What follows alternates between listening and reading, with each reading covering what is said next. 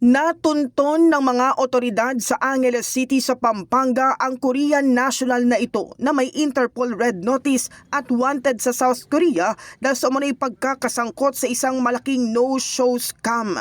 Ayon sa Criminal Investigation and Detection Group, National Capital Region, nagpanggap umanong lehitimong negosyante ang dayuhan at nag-aalok ng mga produkto sa mga investors. Pero kapag naibigay na ang pera, bigla na lamang itong naglalaho na parang bula. Sa record ng South Korean authorities, 7 biktima sa 24 na transaksyon ng umunoy na loko nito na nagresulta sa tinatayang 200 million Korean won o halos 8 million pesos ang kanyang natangay. Hinuli natin yung isang undesirable alien.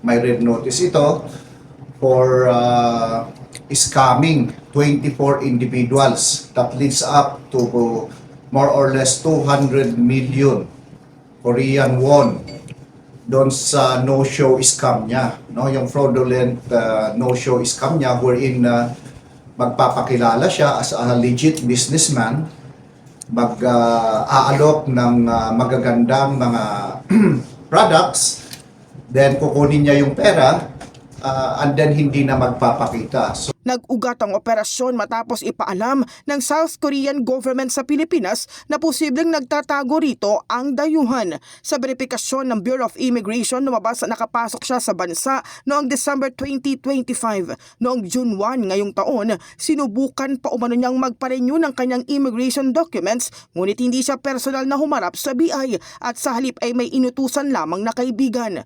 Doon na nakita ng mga otoridad ang kanyang active red notice at sinimulang tukuyin ang kanyang kinaroroonan.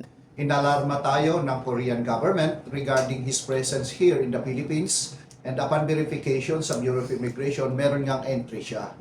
And yung nakita natin doon, when we were tracking as to where his whereabouts, nakita natin sa Angeles, ano? So hindi lang definite noon, so it took us days na malaman kung saan siya doon. Luckily, napadaan tayo sa isang community doon, siya namang labas niya. Ayon pa sa CIDG, kahit nasa Pilipinas na ang dayuhan ay ipinagpapatuloy pa rin umano nito ang panloloko. Pinaniniwalaan din ng mga otoridad na hindi lamang siya nag-iisa sa operasyon at tinutukoy na ang iba pa niyang umano'y mga kasabwat. Yung mga foreigners dito, we welcome them as part of our tourism industry.